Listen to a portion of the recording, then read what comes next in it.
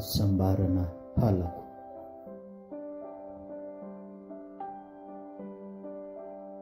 Misafo manjapy ny sofiko, ny laingy anao mandangolango, reko isan'andro.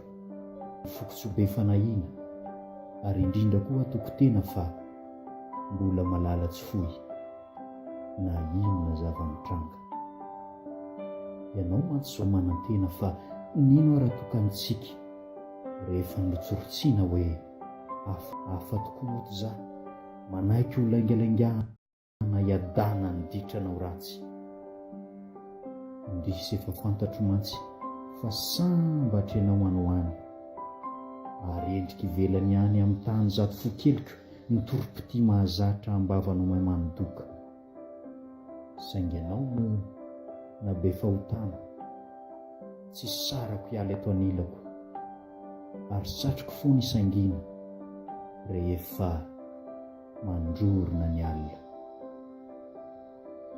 Dia zarako ianao isan'andro mandainga amin'ny sary ho malalako, inona nyity foadalako.